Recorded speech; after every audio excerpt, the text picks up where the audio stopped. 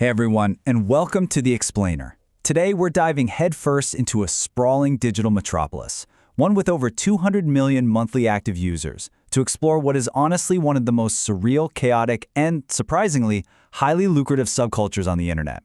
We're talking about the bizarre world of the Roblox Rant. Okay, let's dive into this. Here is our roadmap for today. First, the digital soapbox. Second, subjects, economy and updates. Third, subjects, drama and safety. Fourth, why rant, the psychology. And finally, the business of complaining. Just listen to this for a second. I hate my parents. They're so boring and annoying. School is literally a waste of time. Money is the only thing that matters. Wow, right? I mean, it is just dripping with toxicity, pure negativity, and raw adolescent emotion. Now I want you to imagine that heavy, dramatic, emotional delivery. But it's coming from a blocky, low-resolution avatar running around in a bright, cartoonish video game. That jarring disconnect? That is the exact definition of a Roblox rant. It's this distinct, kind of wild genre where young users channel very genuine, intense frustration, but they do it through the chaotic, pixelated lens of a gaming platform. Section 1. The Digital Soapbox. Surreal Aesthetics of the Roblox Rant. If you've ever actually clicked on one of these videos, you already know the audio is, well, it's terrible. It's incredibly crunchy and completely blown out. We call this mic peaking. But here's the really fascinating part. This terrible audio quality isn't an accident. No way. In this specific subculture, blowing out your microphone is a calculated mark of authenticity. To the viewers, the more corrupted the audio, the more they actually believe in the ranter's righteous indignation. And this brilliantly illustrates the core appeal of the whole genre, the audio-visual disconnect. You've got players delivering these intense, 10-minute monologues with Shakespearean passion over the absolute most mundane trivialities. And all the while, their avatar is some bizarre Frankenstein-esque mashup of a business suit and a horror game monster just pacing back and forth, while other players in the background casually order virtual pizzas or jump into walls. It is literally a digital fever dream. Moving right along to Section 2, Subjects, Economy, and Updates, Complaining about Pixels. Just look at the sheer drama from Reddit user Able Hour.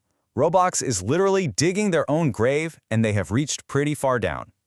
I mean, if you didn't know better, you might think the entire platform was shutting down forever based on that apocalyptic tone, right? Well, actually, that quote was just in response to the classic faces controversy. What happened was, Roblox simply decided to remove older, simple legacy avatars and replace them with animated, dynamic ones. Now, for an outsider, that's just a minor software update. But for longtime players, the removal of a digital, blocky smile felt like a deeply personal attack on their identity and their nostalgia. Now, what's really interesting here is how the intense debate over digital wealth is perfectly captured by Reddit user HalfSplit. Who would mindlessly spend $100K US just to be cool on digital platforms that have no life benefit? Screw off Roblox capitalist. So, what's actually happening here is a massive economic battle between user-generated content, or UGC, and limiteds. The community basically started making cheap, affordable replica hats and items, and it completely crashed the market for Roblox's incredibly expensive, artificially scarce official items. These rants aren't just kids complaining about pixels. They are actually engaging in deep, complex sociological debates about inflation, artificial scarcity, and digital capitalism. It's wild. Section 3. Subjects, Drama and Safety. When things get serious. The spectrum of content in this genre is incredibly chaotic. On one side, you have totally innocent, trivial complaints. Server lag, expensive virtual hats, and petty community feuds. But right alongside those, you have incredibly serious rants.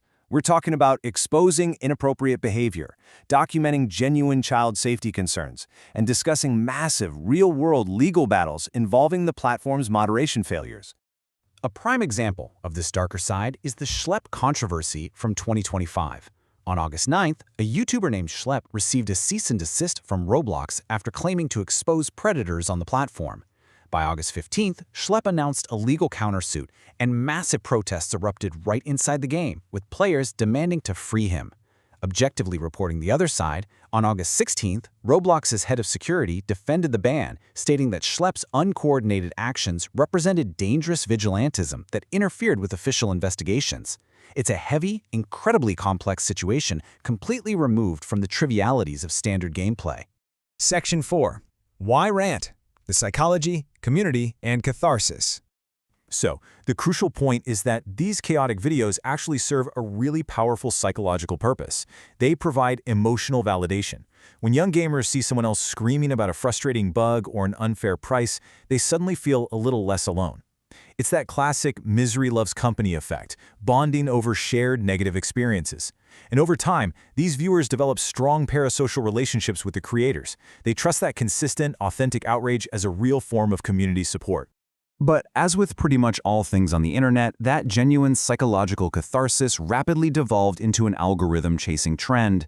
Early 2025 was the golden era of original organic rants, but by October, creators realized what got views, pivoting into entirely fabricated school drama stories.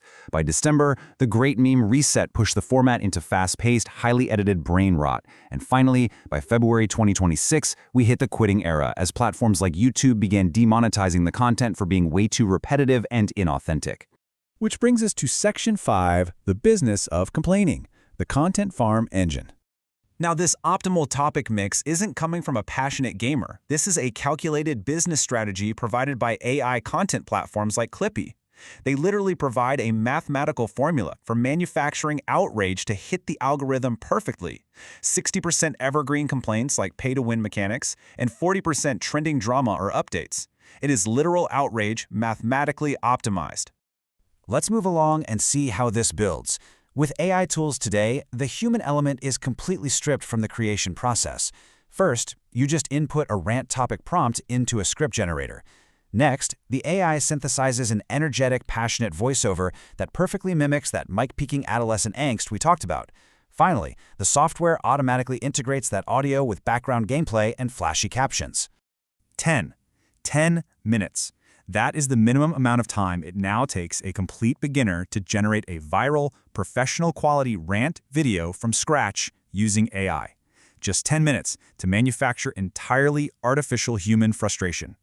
And why exactly do they pump out these videos? Well, the financial incentive is absolutely massive.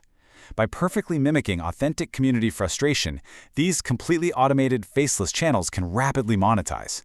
Through the YouTube Partner Program and brand sponsorships, creators have a very realistic path to making thousands of dollars a month by literally farming virtual outrage. So, to wrap up this explainer, let's look at our core takeaways. Roblox Rants started as a bizarre subculture mixing absurd, blocky visuals with incredibly serious emotional delivery. The topics span the entire spectrum, from the trivial pricing of a digital hat to massive real-world safety lawsuits. At their core, these rants provide genuine psychological validation for millions of young gamers. But today, AI has completely transformed that organic, messy subculture into a streamlined, highly profitable content farming business. Which leaves us with a rather profound question to ponder today. If artificial intelligence can now perfectly automate and mimic authentic human outrage, anger, and passion over virtual items, what does that actually mean for the future of our digital communities? How will we ever know what's real and what's just the algorithm?